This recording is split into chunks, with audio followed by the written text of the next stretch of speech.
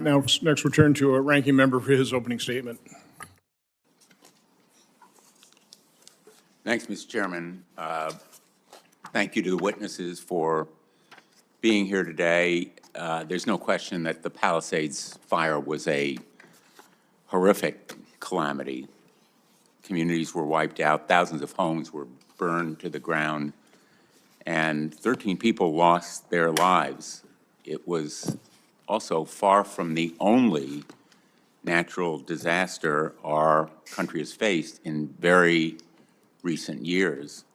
In Texas last summer, more than 135 people died in a historic flood. Communities across the South are still struggling to recover from Hurricane Helene 2024. My home state of Connecticut, a severe rainstorm in August 2024 unleashed deadly flash flooding, causing millions of dollars in damages and killing 2 people. And we've seen just this weekend the storm that occurred, dumping snow and freezing rain across all of our states, I think represented here, except for maybe a few, Florida.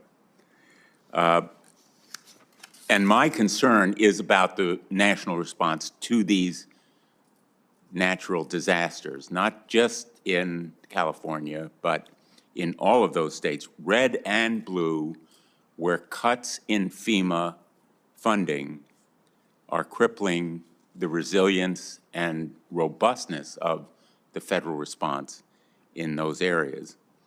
In April 2025, FEMA sought to cancel funding for building resilient infrastructure in communities, the BRIC program, which helps communities future-proof for natural disasters. More recently, FEMA slashed the reimbursements it provides to fire departments when they send vehicles to help fight fires outside their jurisdiction, the type of mutual aid operations that are essential to fighting fires.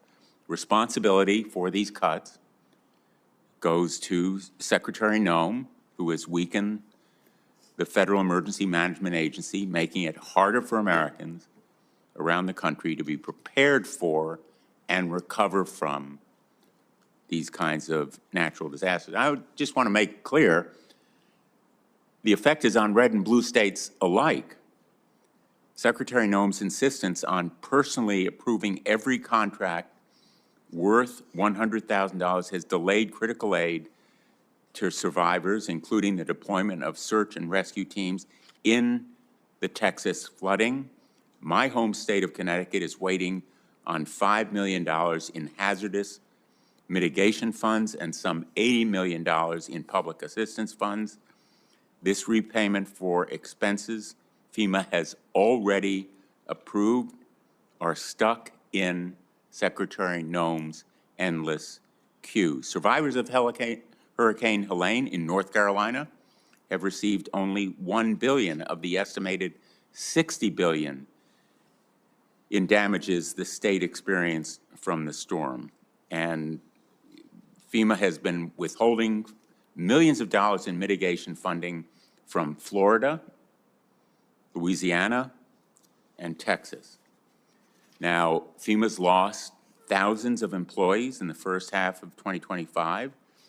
Its resources have been decimated, and I believe that we should devote the same kind of scrutiny we are devoting to this fire and the recovery from it to FEMA and the crippling effects of cuts and cancellations of contracts and the review process that has been established by Secretary Noem. Finally, I just want to say I'm grateful to Spencer Hawkins for appearing here today to address how policy changes at FEMA over the past year have made the work of local emergency response offices, like the one he leads, even harder and more perilous. Thank you, Chairman Johnson.